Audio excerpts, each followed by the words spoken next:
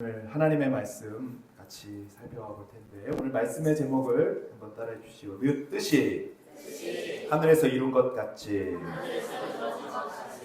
네, 오늘 주기도문에 대한 말씀 계속해서 나누도록 하겠습니다.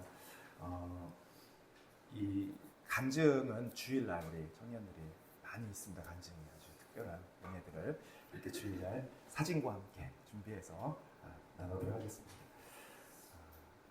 1961년 우주선이 최초로 이제 달에 가게 됐습니다. 소련의 우주 비행사가 제일 먼저 갔습니다. 유리 가가린이라고 하는 사람이 아마 달까지는 못 간 것 같고요. 지금 지구 궤도를 2시간 동안 이렇게 돌게 되는데 2시간 돌면서 이런 얘기를 했습니다. 지구가 너무 푸르다. 그러면서 아무리 그런데 2시간 동안 주변을 둘러봤지만 아무 곳에서도 하나님은 보이지 않았다. 이렇게 하고 귀환을 했어요. 이 말이 굉장히 유명한 말이었습니다. 이 가가린이라는 사람이 우주를 갔는데도 하나님이 없었다는 거예요. 그 다음에 1962년에 미국의 최초 우주 비행사가 존 글렌이라고 하는 사람이 똑같이 그렇게 우주를 여행하면서 2시간을 돌았습니다. 그럼 똑같은 장면을 봤어요. 그래서 이렇게 얘기했다고 합니다. 나는 내 평생 처음으로 우주의 그 아름다운 광경과 푸른빛의 지구를 구경했다. 그곳에서 보니 그야말로 지구와 우주를 만드신 하나님은 바로 이 공간에도 존재하고 계신다. 이렇게 얘기했어요. 그리고 똑같은 장면을 보고 똑같은 우주 비행사가 전혀 다른 고백을 하는 거예요. 한 사람은 하나님의 존재를, 하나님의 창조를 느꼈다는 거예요. 한 사람은 하나님을 아무리 봐도 못 찾았다는 거예요. 우리가 예전에 그렇게 생각하지 않습니까? 하나님은 하늘에 계시니까 저 하늘 어딘가 하나님이 계시겠지. 그래서 막상 우주선 타고 올라가는데 안 계신다 이 얘기입니다. 자, 왜 이런 일이 있을까요? 한 사람은요, 육신의 눈으로만 모든 것을 보기 때문입니다. 그리고 또 한 사람은 영적인 눈으로 영적인 세계를 볼 수 있기 때문에 그 고백을 하는 것이죠. 많은 사람들이 영적인 세계를 말하거나 보이지 않는 세계를 말하면 미신적이고 비과학적이고 또 비합리적인 사람으로 생각을 합니다. 근데 여러분 한번 생각해보세요. 이 우주 비행사가 되려면 적어도 과학 PhD 정도가 있어야 되고요. 나름대로의 어떤 전문가가 돼야 됩니다. 근데 그 사람들이 그냥 비합리적, 비이성적으로 고백한 게 아니죠. 오히려 여러분 과학을 아주 깊게 연구하는 분일수록 또 의학의 세계에 깊이 탐구하는 분일수록 정말 깊은 곳에 들어가 보면 우리 눈으로 보이지 않는 세계, 또 물질로 표현할 수 없는, 또 인간의 어떤 이성이나 또 지식으로는 설명할 수 없는 분명히 어떤 세계가 있음을 알게 되고 그 영적인 원리를 고백하게 되는 거예요. 여러분, 물질로 모든 것이 다 만질 수 있고 실험으로 증명할 수 있는 어떤 과학으로만 본다면 우리가 설명할 수 없는 문제들이 굉장히 많습니다. 얼마 전에 제가 한번 설명드렸던 적도 있는데, 이분이 김상욱이라고 하는 과학자인데 알슨 실잡 이런 데 나오시는 분이세요. 근데 이분은 무신론자예요, 사실. 근데 이분이 뭐라고 하냐면 과학이 종교를 부정할 수 없는 이유가 있다라고 얘기를 하면서 이런 예를 들었어요. 왜 우리 인간은 돼지나 소는 잡아먹지만 왜 사람은 먹지 못하는가?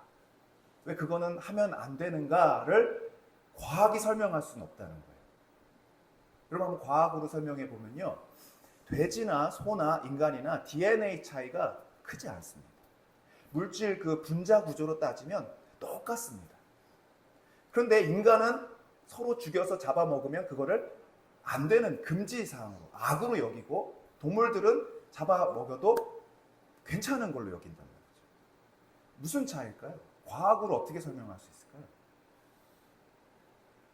진화론을 바탕으로 하는 이 과학은 그야말로 자연 선택의 원리, 그리고 약육강식의 원리, 그러니까 살아남는 자연 선택을 통해 우연히 존재한 이 물질이 점점 이 센 것이 약한 것을 잡아먹고 힘센 사람이 힘 약한 사람을 정복해 가면서 그렇게 생존해 나가면서 살아남아서 진화를 이루었다고 믿는 거예요. 그러니까 여러분, 이 살아남기 위해서 누군가를 죽이고 잡아먹는 이 일은 절대로 악한 게 아니라는 것이 이 진화론의 핵심입니다. 그건 악이라고 말할 수가 없어요.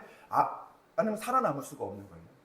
그래서 이 모든 것들은 과학이 설명하는 이것은요, 우연이라는 존재가 점차 어떤 고등생물로 바뀌어가는 과정 속에 적자생존, 약육강식의 원리로 왔다라는 거예요. 만약에 그런 원리로만 본다면 여러분, 우리 인간이 조금 더 약한 사람들을 지배하고 마음대로 다스려서 나에게 유익을 취하는 건요, 선이에요. 선. 살아남기 위한 선. 나를 지키기 위한 선. 근데 그게 악이다라고 표현하는 거예요. 여러분, 어떤 아이가 우물에 빠졌습니다. 그 아이를 내가 막 구해주려고 그래요. 이 진화론적인 원리로 보면 그 아이를 구해줌으로써 내가 뭔가 얻어지는 이득이 있고 생존에 유리해야만 하는 것인데, 어떤 경우는 그 아이를 구하기 위해서 내가 목숨을 바치기도 해요. 그러면 이거는 악입니까? 선입니까? 악한 거예요. 내가 죽었기 때문에. 내 자손들이 이제 살아남지 못하기 때문에. 그런데 우리는 그걸 어떻게 얘기해요? 선한 행동이라고. 칭찬한단 말이죠. 이거는요, 여러분, 어떤 과학 물질로 설명할 수 없는 이 보이지 않는 우리 내면에 뭐가 있냐면 선이 있다는 선. 도덕이 있고 양심이 있고. 근데 이게 어떻게 과학이 이 양심을 증명하고, 또 여러분, 우리가 누군가를 사랑하는 그 감정, 이 과학자들 그걸 호르몬이라고 여기지 않습니까? 근데 여러분, 이 호르몬으로만 모든 것이 설명된다면, 모든 것이 그냥 생존을 위해서, 번식을 위해서 하는 거라면, 여러분, 지금 우리가 옆에 우리 서로에게 사랑합니다. 그리고 그 사랑을 통해서 막 가슴이 뜨뜻해지고, 또 이번에 우리 청년들이 수련회를 가서 하나님의 사랑을 막 깊이 느끼고 눈물이 쏟아지고 가슴 안에 막 뜨거운 게 올라오는 거를 여러분, 과학자들이 그거는 무슨 호르몬의 작용이에요. 신비적인 어떤 체험을 통한 그냥 착각 현상이고 체온이 몇 도가 올라간 것 뿐이고 막 이렇게 설명한다면요, 여러분, 그것은 우리 이 모든 이 인류를 폄하하는 게 되는 거죠. 또 설명할 수 없는 많은 부분들이 있다는 거예요. 사랑, 우정, 친절, 도덕, 양심, 여러분이 보이지 않는 그것이 설명할 수 없는 것이 분명히 존재한다는 것이죠. 그리고 이것은 영적인 존재가 우리 안에 넣어준 것이라는 거예요. 만들어진 게 아닙니다. 영적인 존재가 넣어준 거예요. 왜? 어떻게 증명할 수 있느냐? 여러분, 저 태평양 건너의 나라에 가도 똑같은 그 선의 기준들이 있고요. 도덕의 기준들이 똑같고요. 또 우리 안에 양심의 기준들이 똑같다는 거예요. 사랑이라는 것을 똑같이 느낀다. 여러분, 음악을 들으면요, 외국 사람들이 우리나라 사람들 감동적인 음악을 들으면 눈물이 확 나요. 음악을 듣는데 이게 무슨 호르몬 작용으로 볼 수 있습니까? 과학으로 어떻게 설명할 수 있습니까? 좋은 책을 읽거나 영화를 보면요, 우리 마음이 따뜻해지고 행복해지는 것을 느끼죠. 이런 것들은요, 다 보이지 않는 세계가 존재한다는 것을 말씀하고 있습니다. 성경은 그래서 이 두 세계가 존재한다고 말을 하고 있어요. 두 세계. 하늘과 땅. 그래서 이 하늘은요, 그냥 뭐 성층권, 대기권을 말하는 게 아니라 우리가 눈으로 볼 수 없는 어떤 그러한 세계를 말하는 것이고, 땅은 물질 세계예요. 근데 우리 인간은 뭘로 만들어졌습니까? 흙으로 만들어졌죠. 그러니까 이 땅의 세계에 발을 디디고 살 수 있도록 만들어진 생명체, 존재이죠. 그러나 동시에 우리에게는 하나님의 생명이 우리 안으로 들어온 존재예요. 아멘. 우리가 돼지와 소와 다른 점이 있다면, 그들보다 더 우월한 것이 있다면 DNA적으로 우월하는 게 아니라, 유전적으로 우월하는 게 아니라 하나님의 영이 우리 안에 있기 때문에, 생명이 우리 안에 있고 하나님의 생명이 우리 안에 있기 때문에 우리가 가치 있는 존재가 되고 의미 있는 존재가 되고 사랑받아야 할 존재가 되는 줄 믿습니다. 그래서 여러분, 이 공산주의나 이런 데 가면요, 장애아가 태어나면 장애아 볼 수가 없어요. 왜? 이 유물론 사상은요, 모든 걸 도구로 보니까 이 사회가 유지되는 데 있어서 장애가 되는 사람은 불필요한 존재라는 거예요. 그러니 막 대해도 되는 거예요. 그러나 하나님의 창조적인 원리로 보면 이 사람은 아주 소중한, 그렇게 하나님이 만드신 가장 가치 있는 아주 독특한 존재로 지음받은 하나님의 사랑받은 자라는 거예요. 그래서 우리가 사랑해야 되고 섬겨야 되고 그들을 응원해서 하나님 나라를 이루어가는 거예요. 이게 하나님의 뜻인 것이죠. 그래서 우리가 이 보이는 물질 세계로만 모든 것을 보려고 하는 사람은 영적인 사람이 아닌 거예요. 육적인 사람. 이번 우리 수련회 우리 청년들이, 청소년들이 갔는데 여러분 이 2박 3일이라는 아주 귀중한 시간들이 특별히 고3들도 이렇게 갔는데요. 지금 뭘 공부해야 되냐면 이 물질 세계의 원리들을 열심히 해야 거기서 돈을 버는 법, 성공하는 법, 이 땅에서의 이 복지와 행복을 누리는 그 원리들을 배워야 할 시기라고 우리가 알고 있잖아요. 그죠? 미분, 적분 이런 거. 물론 이게 뭐 실생활에는 안 쓰일지도 모르겠지만 결국 물질 세계의 원리를 배우는 거란 말이죠. 근데 그 시간을 딱 떼어놓고 지금 가서 뭔 이야기를 하고 있냐면 다 영적인 얘기들을 하는 거예요. 보이지 않는 얘기들을 하는 거예요. 비전이니 꿈이니 사명이니 하나님이니 영광이니 거룩이니 세상 사람들이 보면 완전히 무가치한 것들이에요. 좀 미친 거 아니야? 뭔 얘기를 저렇게 하고 있는 거야? 제가 이 집회가 12시 반에 끝났어요. 7시 반에 시작해서. 제가 너무 놀랐어요. 근데 그 시간 동안 우리 청년들이 다 예배에 집중하고 은혜 받고 막 더 찬양하려고 막. 그리고서 이제 숙소를 저희 목회자는 따로 주셨어요. 밖에다가. 호텔이에요, 호텔. 왜 이렇게 너무 좋은 데를 주신 거예요. 그 1시가 다 돼서 1시 반쯤 호텔에 이제 막 지침을 갖고 막 들어가는데 마음은 기쁘죠. 막 영적인 충만함이 있는 거예요. 하나님의 사랑을 막 느끼고 아이들이 눈이 막 변화가 되고 생명력이 막 눈에 눈동자에 있고 이게 무슨 수학 문제 몇 개 풀어서 좋은 점수를 맞아서 얻는 그런 행복이 아닌 거죠. 막 정말 형제와 자매가 막 느껴지는 그 행복감을 갖고 몸은 지쳤지만 그렇게 이제 엘리베이터를 탁 타려고 하는데 보니까 약간 술이 좀 취한 분들, 치킨이나 그런 거 타고 이제 호텔에 아마 놀러 오신 것 같아요. 저희들하고 목적이 틀리죠. 근데 그 전에는 그렇게 안 보였는데 너무 불쌍하게 보이는 거예요. 물론 뭐 믿는 분일 수도 있고 그렇죠.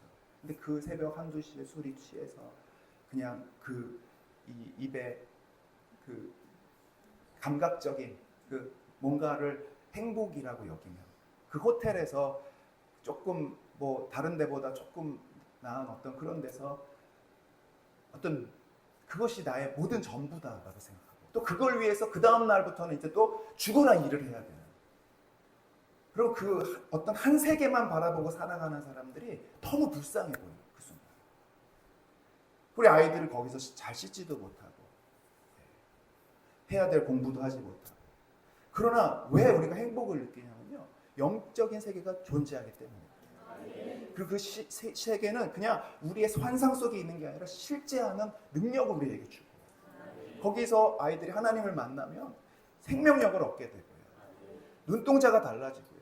중독에서 벗어나고 하나님을 향한 믿음으로 오히려 이 세상을 이기며 이 물질 세계를 다스릴 수 있는 권세와 능력을 갖게 된 줄 믿습니다. 그런 우리의 이 세계, 두 가지의 하늘과 땅. 여러분 우리가 이 두 가지를 연결시키는 존재로서 하나님이 우리를 만들어 주셨습니다.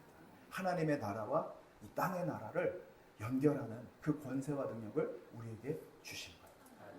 이 땅에서 여러분 잘 되라고 하는 것이 아니라 하늘과 땅을 연결하는. 마태복음 28장 18절 19절 시작. 예수께서 나와 말씀하시되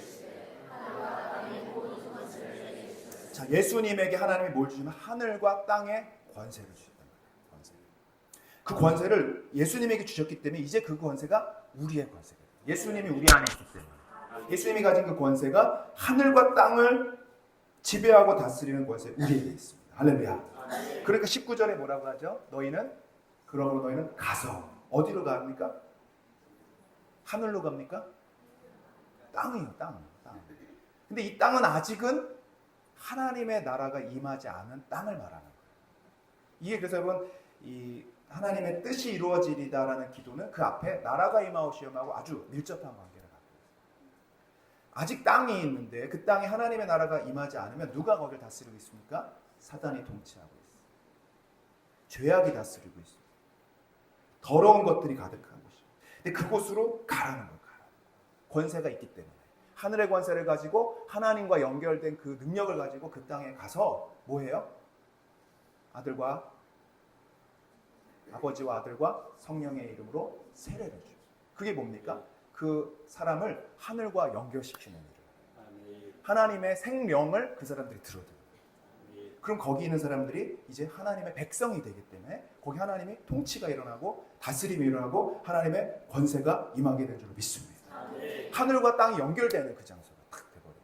우리가 가는 곳마다, 우리가 밟는 곳마다, 우리가 말씀을 선포하는 곳마다. 그러면서 20절에 뭐라고 하죠? 내가 너에게 분부한 모든 것을 가르쳐 지키리라. 이 분부한 모든 것이 뭐냐면 하나님의 뜻이에요. 하나님의 그 뜻을 우리가 가르치면 거기에 하나님의 나라가 임하고 세상 끝날까지 이 땅이 모두가 하나님의 땅이 될 때 그때까지 내가 너희들과 함께하리라 이 약속인 줄 믿습니다. 그 여러분 우리는 항상 두 세계를 함께 볼 수 있는 눈이 열리기를 축복합니다. 오늘도 여러분이 이제 세상에서 살다가 열심히 살다가 이제 하나님의 능력을 받기 이 자리에 올 줄 믿습니다. 충전을 다 이제 배터리가 다 소진돼서 이제 다시 능력을 받아야 그 권세를 받아야 또 내일 가서 그 땅을 하나님의 나라로 바꿔가고 그 땅을 통치하고 다스리는 능력이 여러분에게 있는 줄 믿습니다. 그래서 오늘 이 기도는 예수님이 하셨던 기도는 10절을 읽어보면 나라가 임하시오 뜻이 하늘에서 이루어진 것 같이 땅에서도 이루어지이다. 여러분이 기도할 때 먼저 기도해야 될 것이 바로 이 기도라는 거예요. 예수님이 가르쳐준 기도와 제자들이 했던 기도는 다 차이가 틀렸죠. 우선순위가 달랐죠. 제자들의 기도는 엎드려지자마자 하나님, 물질, 건강, 자녀 하나님의 나라가 임하는 것과는 상관없는 이 땅의 세계들의 물질의 세계들에 대한 그런 기도들이에요. 근데 이게 나쁜 건 아니에요. 필요한 겁니다. 꼭 필요한 거예요. 이제 주님이 가르쳐 주시는 기도 다음에는 그것들을 계속 기도하게 되는 거예요. 그러나 우선순위가 그 하나님의 나라가 하나님의 뜻이 이루어지는 기도가 아닌 그것들을 이루면 뭐가 문제냐? 그것들은 꼭 또 없어지고 사라지고 또 생겼다 없어지는 그런 것들이라는 거예요. 여러분 건강에서 치유가 일어났어요. 하나님의 능력이 일어났어요. 회복이 일어났어요. 그럼 그 다음에 어떻게 돼요? 우리가 불사조가 됩니까? 또 병들어요. 또 아파요. 그리고 결국엔 뭐예요? 죽습니다. 이 하나님의 나라가 임하고 하나님의 권세가 임하는 이 기도의 핵심은 뭐냐? 우리가 그 하나님의 뜻을 알게 되는 것이고 그 기도의 응답을 통해서 하나님의 나라를 얼마나 사랑하시는지를 알게 되고 하나님 나라를 소망하게 되고 그 능력을 우리가 임하게 되면서 이 땅에서 잘 살아갈 뿐만 아니라 이제는 우리가 영원한 하나님 나라를 바라보고 살아가는 그런 믿음의 사람이 되는 것이죠. 근데 요 어떤 물질 세계에서만 일어나는 그 기도의 제목은 응답이 돼도 일시적이에요. 그 기쁨이 금방 사라져 버립니다. 다시 원망으로 바뀌어 버려요. 자녀들이 잘 됐으면 좋겠지만 결국 그 잘된 자녀들이 뭐 취업이 되면 그 취업 때문에 이제 또 고통이 시작돼요. 결혼이 잘 됐으면 좋겠다고 해서 기도했지만 결혼하고 나면 이제 이혼하지 말라고 또 기도하는 거예요. 그러나 하나님의 나라를 기도하고 하나님의 뜻이 그 가정에 임하기를 기도하기 시작하면 그 가정은 놀랍게 변화가 되는 거예요. 회복이 일어나는 줄 믿습니다. 그러니까 똑같은 기도인데 차원이 틀린 거죠. 무슨 말씀인지 아시겠죠? 그냥 하나님, 우리 자녀, 우리 가정, 물질 이게 아니라 하나님의 나라가 임하도록 기도할 때 모든 땅의 것들이 회복이 되고 변화가 일어날 줄 믿습니다. 그렇다면 여러분 우리가 하나님의 뜻이 뭔지를 알아야 돼요. 하나님의 뜻이. 하나님의 뜻은 하나님의 계획이라고도 볼 수 있고 하나님의 목적이라고도 볼 수 있고 하나님의 의지라고도 볼 수 있는데 자, 궁금한 건 이것입니다. 하나님의 뜻이 있으면 하나님은 창조주시기 때문에 하늘도 다스리시고 땅도 다스릴 수 있으시죠. 그럼 하나님의 뜻이 정해졌으면 마음껏 하나님의 뜻을 펼치시면 되지. 왜 이 땅에 하나님의 뜻이 못 이루어지는 곳이 있고 사단의 세력들이 붙잡는 곳이 있고 하나님이 그냥 한 번에 확 쓸어버리면 되지. 왜 우리가 그걸 기도하도록 하시는가? 여기에는 깊은 의미가 있습니다. 하나님은 우리와 함께 이 일을 동역하기를 원하세요. 무슨 얘기냐? 여러분 어린 시절에 아이에게 인형을 사주면 처음에는요 말도 못하고 움직이지 않는 인형을 사줘요. 그러면 자녀들이 그걸 보고 혼자 말을 막 시키죠. 아 얘야 뭐 어쩌고저쩌고 하는데 대답을 해요 안 해요 얘가? 실증이 나요. 조금 갖고 놀다가 보면 한 3, 4살쯤 되면 이제 말하는 인형을 갖고 싶어 하는 거예요. 반응하는 인형. 그래서 이제 배터리를 넣고 뭔가 삐삐삐삐 하면서 막 움직이는. 그러면 뭔가 더 재미가 있잖아요. 막 반응도 있고. 근데 몇 번 갖고 놀다 보면 실증이 나요, 안 나요? 맨 똑같은 반응이에요. 배터리만 없으면 다시 꼬꾸라지는 거예요. 그래서 그 다음에 이제 사주는 게 보통 이제 반려견 같은 거, 생명이 있는 존재들. 그러면 아이가 훨씬 더 그거가 교감하기 시작하죠. 근데 여기엔 문제가 있어요. 똥을 아무데나 싸고, 말도 지질이 안 듣고, 막 다 찢어놓고 막 그러면 속상하죠. 그런데 그거를 잘 이렇게 컨트롤하면서, 교육하면서, 훈련하면서 얘가 나를 따르게 될 때, 그때 행복감을 느끼죠. 가족들은 내가 봐도 안 나와 보는데 이 막 강아지 막 반겨주면 너무 행복한 거예요. 그거 이제 그때부터 이 생명이라는 존재가 들어가면서 뭐가 생기냐면 사랑이라는 개념이 생겨요. 사랑, 신뢰, 서로 의지하는 그런. 자, 그런데 여기에도 한계가 있죠. 여기도 한계가 있어요. 강아지를 우리가 사랑하지만 정말 그 하나님의 그 주신 그 사랑이 하나님과 우리 사이에 있는 이 사랑의 관계로 그렇게 사랑할 수는 없는 거예요. 왜? 영적인 존재가 아니기 때문에 그래요. 그런데 여러분 이제 사람과 사람이 서로 만나기 시작하고 배우자가 서로 깊은 연합을 갖게 되고 그럴 때 굉장히 더 말이 안 듣죠. 왜냐하면 죄인이기 때문에 서로 간에 부딪힐 수밖에 없죠. 그러나 그럼에도 불구하고 서로 사랑하고 인내하고 바꿔가면서 거기에 하나님의 나라가 임하면 이제 진정한 연합 안에서 행복을 누리게 되고 가정의 천국을 누리게 된 줄 믿습니다. 근데 하나님이 우리를 만드신 목적은 바로 이러한 관계를 원하시는 거예요. 여러분을 그냥 로봇으로 만들어서 마음껏 내가 부려먹고 내가 시키는 대로 하는 걸 원하지 않으셨고 우리에게 뭘 주셨습니까? 자유의지를 주셨어요. 자유의지 안에는 거부할 수 있는 의지가 있다. 반역할 수 있는 의지. 거기엔 또 죄를 지을 수 있는 의지도 있습니다. 그러나 하나님의 기대와 뜻은 뭐냐? 우리가 그 반역할 수 있는 의지들을 억누르고 하나님의 뜻을 먼저 구하고 하나님을 사랑하기를 원하고 자발적인 순종을 원하고 그렇게 해서 하나님의 뜻이 우리 가운데 나타나고 펼쳐지는 것을 주님이 너무 원하시는 거예요. 그래서 그걸 얼마나 원하셨냐면 우리를 위해 예수님을 보내주셔서 먼저는 예수님이 그 자발적인 순종의 모델이 되어주셨어요. 예수님은 하나님의 뜻을 가장 정말로 잘 아셨고 이루기를 원하신 분이시죠. 요한복음 4장 34절. 오늘부터는 제가 이 말씀을 좀 많이 읽을 텐데 여러분 한번 적어 놓으셔도 좋고 그 말씀을 이렇게 한 구절 한 구절 읽으면서 내 말씀을 한번 삼아 보시기 바랍니다. 요한복음 4장 34절. 네, 시작.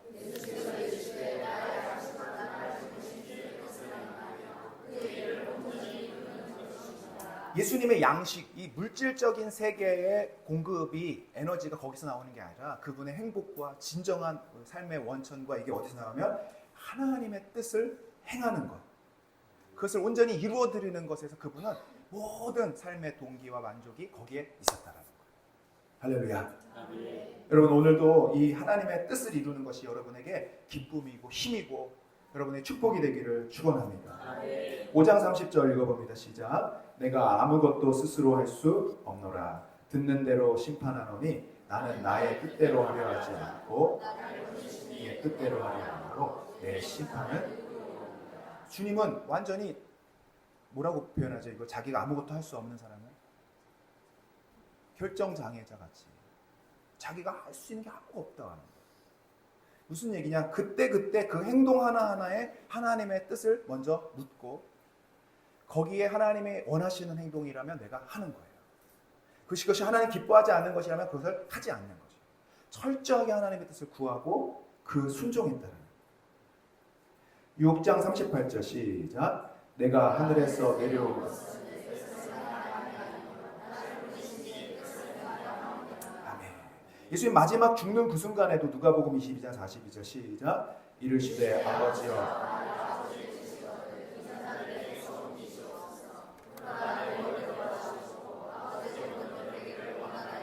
여러분 예수님을 믿는다는 것, 예수님을 닮는다는 건 뭐냐면 우리 안에 있는 원과 소원이 있는데 그것이 하나님의 뜻과 계속 충돌하는 지점에서 반역하는 지점에서 불순종하는 지점에서 내가 그것을 굴복시키고 내 뜻을 이제 주님이 기뻐하는 뜻으로 가겠습니다. 마치 어떤 그 강아지나 이런 것이 막 주인에게 온전히 이제 충성하듯이 사랑하는 배우자가 이제 그 마음을 너무나 깊이 알기 때문에 눈빛만 봐도 그 사람이 뭘 원하는지 알기 때문에 내가 그 행동을 바꿔갈 수 있는 그 사랑의 관계를 주님이 원하시는 줄 믿습니다. 근데 이 하나님의 뜻을 내가 모른 채 살게 되면은 어떻게 되냐면 에베소서 6장 6절 읽어봅니다. 시작. 눈 가리고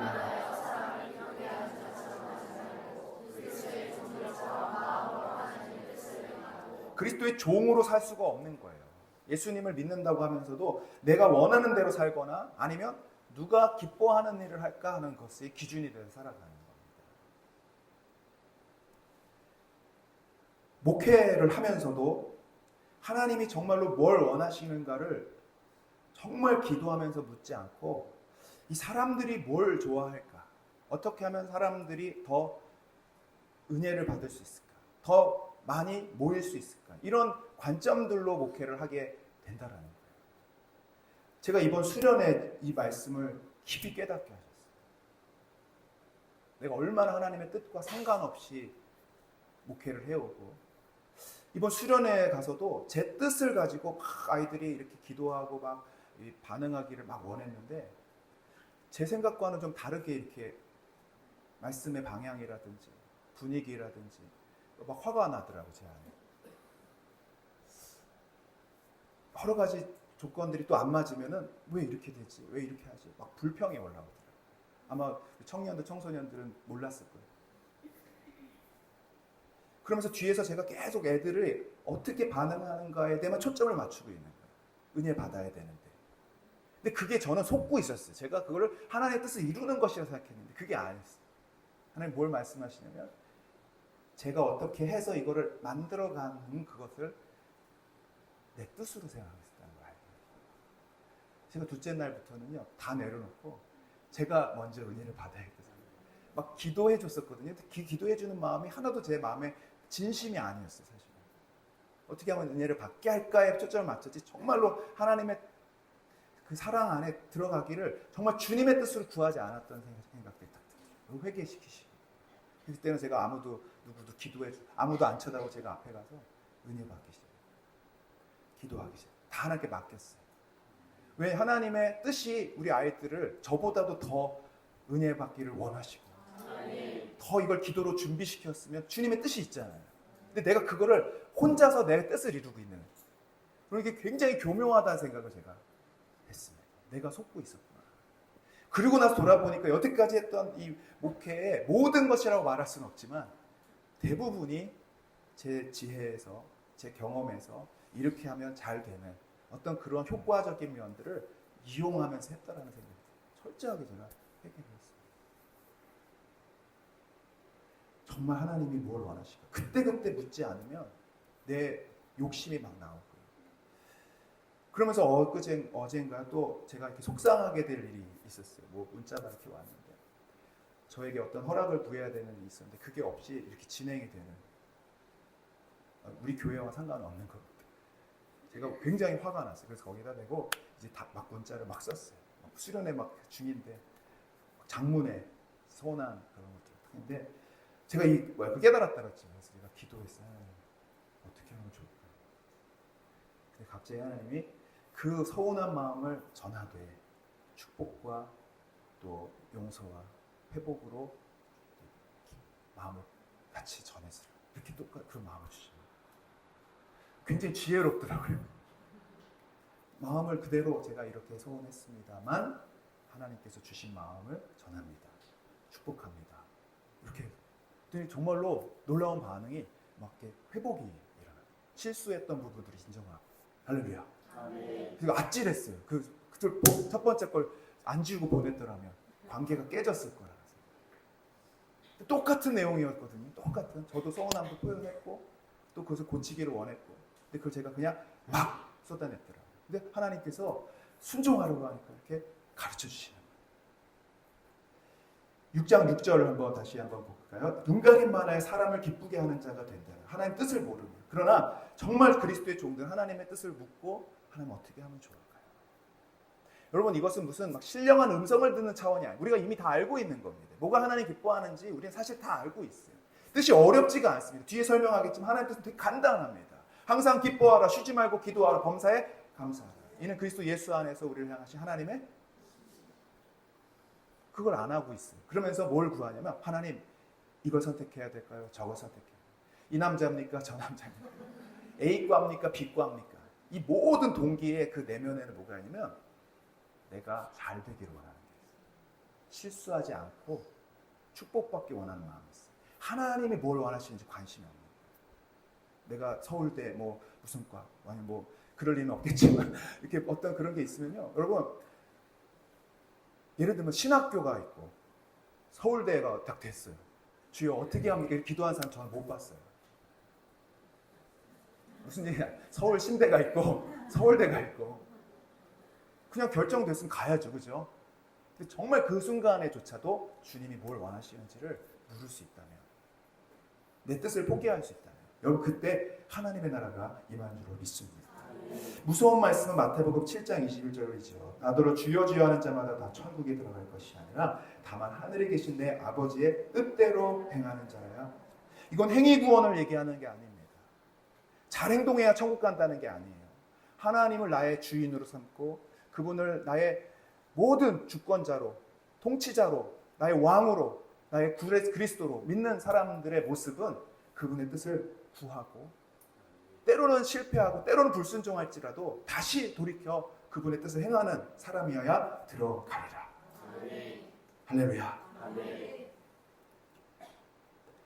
이번에 한 목사님이 오셔서 가라지는 천국에 못 갑니다. 알고만 들어갑니다. 이 말씀을 굉장히 반복해서 오래 하셨어요. 제가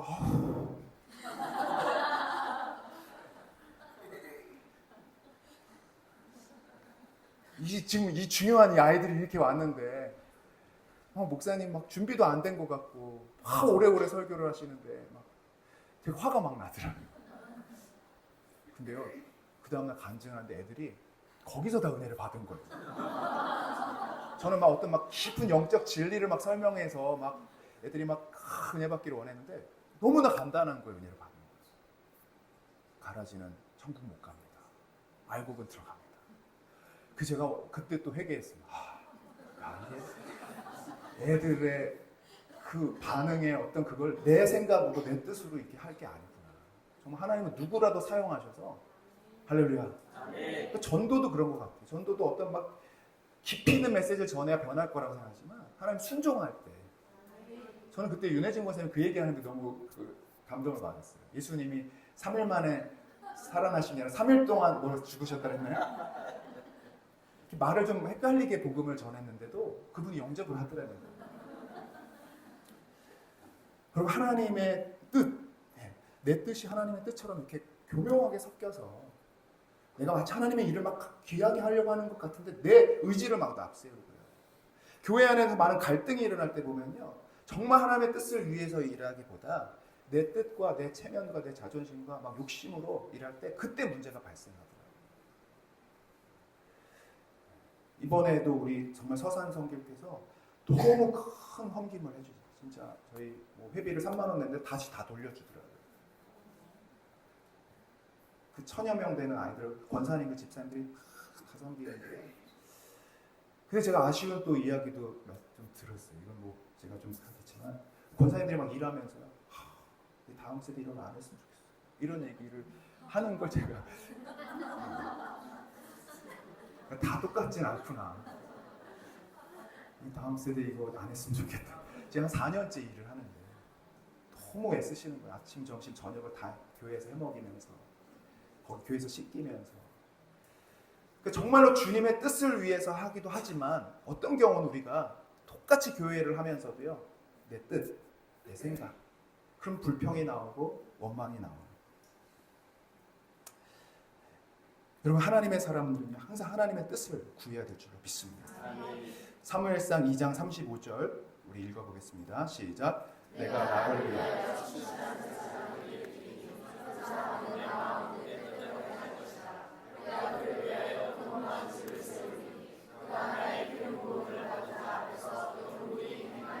하나님의 그 충실한 제사장을 일으킬 텐데 그 사람은 내 뜻대로 행하는 사람이라. 할렐루야. 아멘. 그리고 하나님은요 자신의 뜻을 행하기를 원하는 자들에게 그 뜻을 알려주시기도 하시죠. 사무엘하 7장 21절 시작.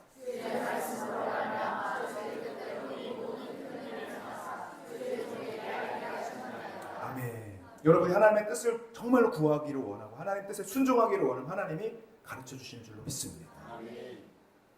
그렇다면 여러분 하나님의 그 뜻을 우리가 조금 더 구체적으로 알아야 되는데 첫 번째는요 모든 사람이 구원을 얻는 것 그것이 하나님의 뜻인 줄로 믿습니다. 디모데후서 1장 9절 시작. 하나님은 하나님의 소원, 하나님의 의지, 하나님의 목적은 모든 사람이 구원을 얻는 것이죠. 그럼 하나님의 뜻이 뭡니까? 자꾸 묻지 마세요.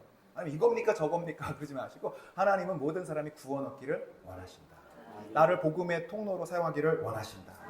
어떤 일이든 그것이 주님께 영광이 되고 또 많은 사람들이 이끄는 일이라면 오케이. 다 괜찮은 거예요. 이거 한다고 실패하고 저거 한다고 뭐 그게 아니라 하나님의 뜻을 이루기 위한 모든 그 동기가 바르게 돼 있다면 그것이 다 주님이 기뻐하시는 것이죠. 요한복음 3장 6장 39절 요한복음 6장 39절 시작. 나를 보내신 이의 뜻은 내게 주신 자 중에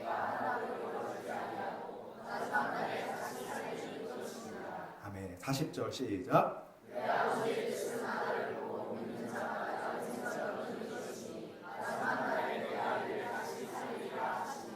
아멘. 한 점 더 읽겠습니다. 갈라디아서 1장 4절 시작.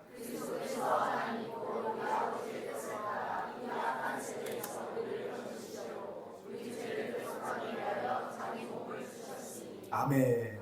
아버지의 뜻이 뭡니까? 우리를 이 악한 세대에서 건지시는 거예요. 구원하시는 거예요.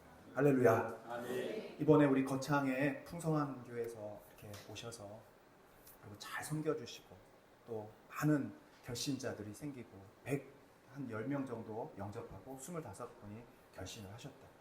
할렐루야. 우리 하나님께 영광의 박수 올려주십시오. 여러분 여기에는 뭐 뜻이 이거에 된다 안 된다가 없는 이건 하는 거예요. 이런 일들은요. 아멘? 아멘. 저는 다른 건 몰라도 그냥 이렇게 뭐가 오퍼가 오고 그럴 때 주님이 기뻐하는 전도에 관련된 거라면 저는 다른 거 생각하지 않고 오케이 예스 할렐루야. 아멘. 주님이 기뻐하는 건 여러분 뭐 더 생각할 것도 없습니다. 이건 주님의 뜻입니다. 그리고 순종하는 것입니다. 할렐루야. 아멘. 제가 오늘 간증을 좀 많이 이번에 제가 많은 간증이 있었습니다. 그리고 제가 이제 막 기도를 했어요. 하나님 뜻이 뭡니까? 주님 뜻을 구하기를 원합니다. 이제부터 제가 정말 순종하면서 주님 뜻을 구하겠습니다. 근데 제 마음에 갑자기 문득 우리 운전을 해주신 기사님이 막 떠오르는 거예요. 기도를 하는데 서산까지 진주에서 그래서 복음을 전하라고 그러시더라고요.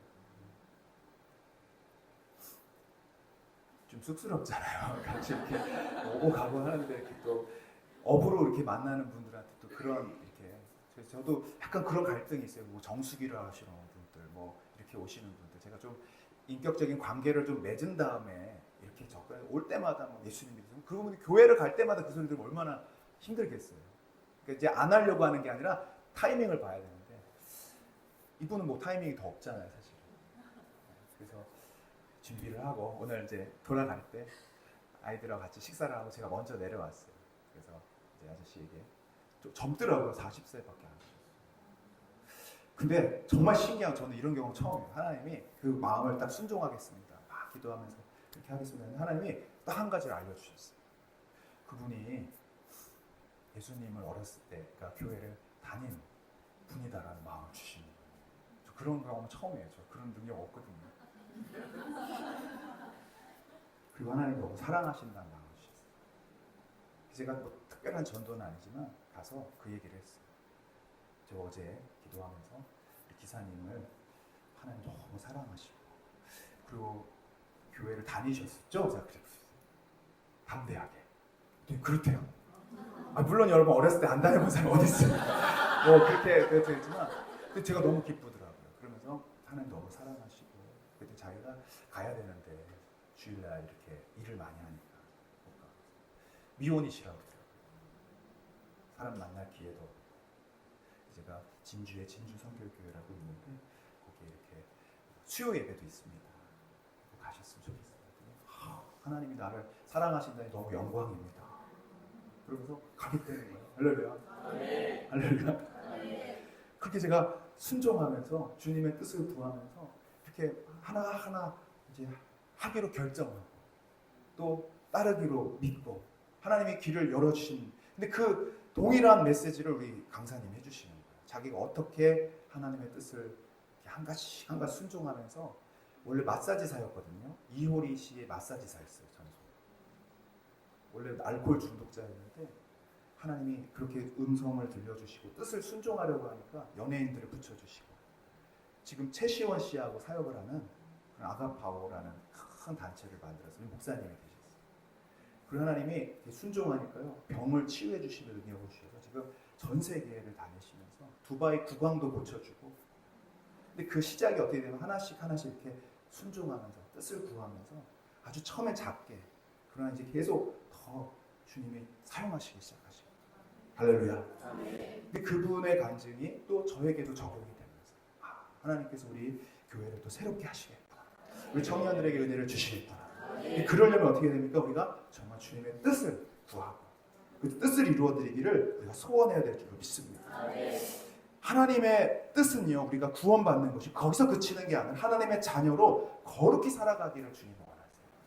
에베소서 1장 5절 읽어보겠습니다. 시작. 그 기쁘신 뜻대로 우리를 예정하사.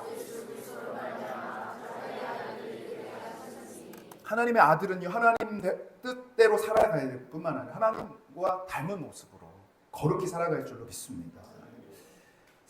데살로니가전서 4장 3절 읽어봐. 하나님의 뜻은, 하나 장 더 넘겨주세요. 시작. 하나님의 뜻은 이것이니 너희의 거룩함이라 또 음란을 버리고. 뜻이 굉장히 명확하죠.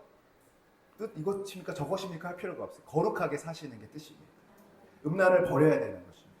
할렐루야. 그러면 주님이 우리를 사용하시기 시작하죠. 아주 큰 위대한 사람이 될 필요는 없지만 우리가 깨끗한 사람이 되시고 거룩한 그릇이 되면 하나님이 쓰실 줄로 믿습니다.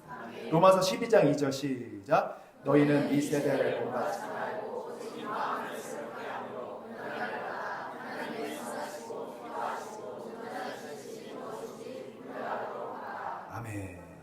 마음을 새롭게 하고 깨끗하게 변화를 받아서 주님의 뜻이 무엇인지 분별하라고 말씀하십니다. 이 세대를 본받으면 안 된다는 거예요. 이 세대의 유행을 따라가면 안 된다는 거예요. 그것이 우리 마음에 들어와 있으면 하나님이 우리의 뜻을 우리가 구할 수도 없고 순종할 수도 없게 되는 것이죠. 거룩하게 하나님의 뜻을 구해야 될 줄로 믿습니다. 세 번째 마지막입니다. 하나님의 자녀로 능력 있게 살아가는 것이 하나님의 뜻입니다. 자, 에베소서 5장 17절 시작.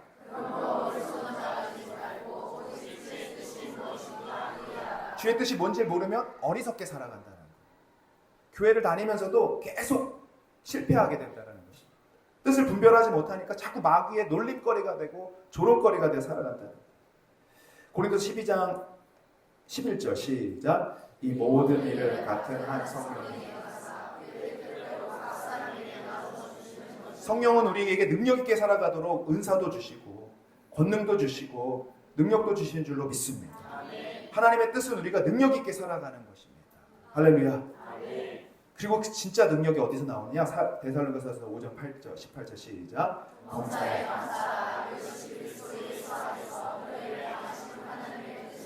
자, 그 앞에 항상 기뻐하라, 쉬지 말고 기도하라, 범사에.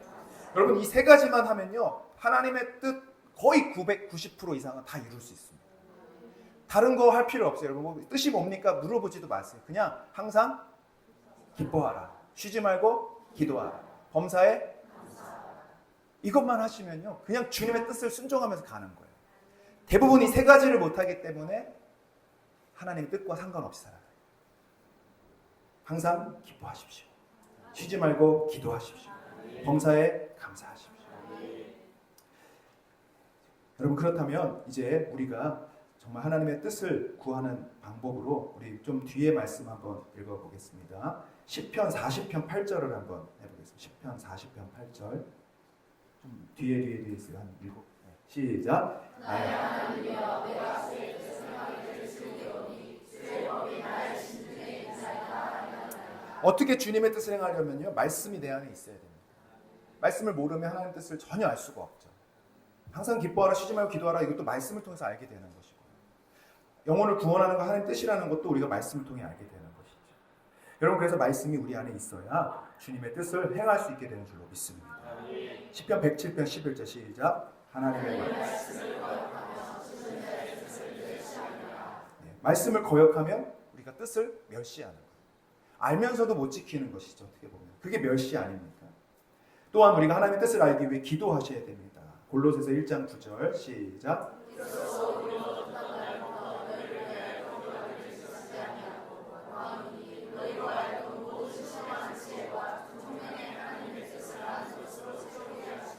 중보 기도를 지금 바울이 골로새 교회 성도들에게 위해서 하고 있는데 어떤 겁니까? 하나님의 뜻을 알게 하여 주옵소서. 우리 다음 세대들이 하나님의 뜻을 아는 것으로 채워지게 하여 주옵소서. 이게 채워져야 이게 아닌데 이렇게 하면 안 되는데 이걸 분별할 수 있게 되는 거죠. 그래서 이번에 우리 수련회 아이들이 그런 신령한 하나님의 지혜와 총명이 채워진 줄로 믿습니다. 이제 아이들이 순종해야 되는 거죠. 이제 그것만 남은 거죠. 뜻은 아는데 근데 또 불순종할 수도 있어요. 그러나 또 다시 회개하고 돌아와야 되는 거죠. 골로새서 4장 12절 시작. 그리스도 예수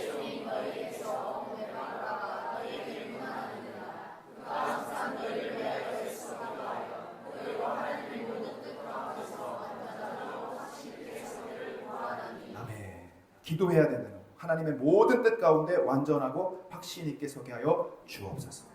그래서 하나님의 나라의 하나님의 뜻이 이 땅에 이루어지기를 기도하라는 것은요. 여러분의 누군가를 위해서 기도할 때 하나님 저 안에 하나님의 뜻이 채워지게 하시고 하나님을 뜻을 알게 하여 주옵시고 순종하게 하여 주옵소서.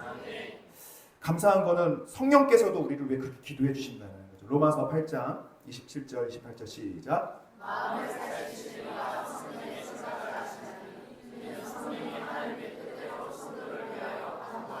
아멘. 성령님이 하나님의 뜻을 위해 우리를 위해 간구하십니다. 이번에도 저희가 기도하는데 정말로 하나님이 성도님들의 기도를 통해 성령이 같이 기도해 주신 걸 느꼈어요. 성령이 함께 예배하시는 걸 느꼈어요. 이 아이들 그런 애들이 아니잖아요. 막 4시간을 예배하는데요. 애들이 분명히 지치고 그럴 것 같은데 안 그러는 거예요. 말씀 집중하고. 정말 중보 기도가 필요하고요. 하나님 우리를 위해 기도하시는 그 능력이 너무 감사했음을 믿습니다. 네. 마지막으로 우리 읽겠습니다. 순종해야 됩니다. 누가복음 12장 47절 시작. 주인의 뜻을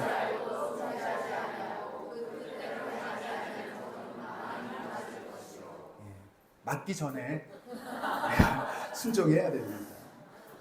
주님의 뜻을 몰랐을 때는 깨닫게 하시는 방식으로 막 세게 때리진 않으세요.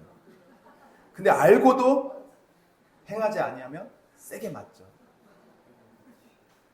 그러지 않기를 축복합니다.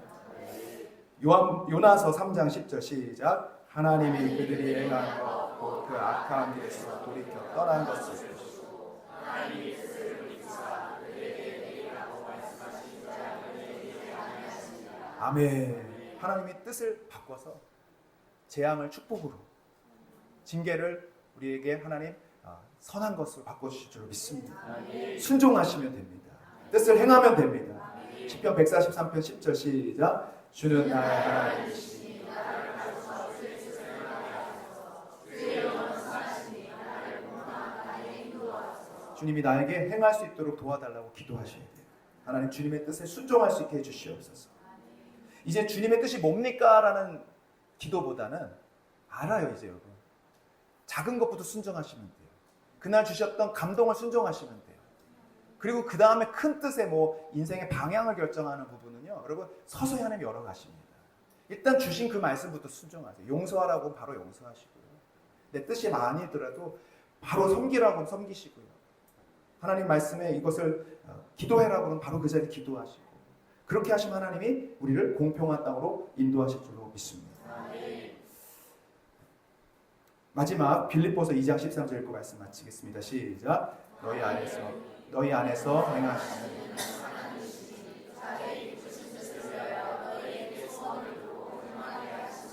아멘.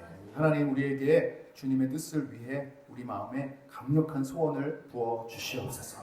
하나님의 뜻을 행하고자 하는 성령의 소원을 허락하여 주옵소서.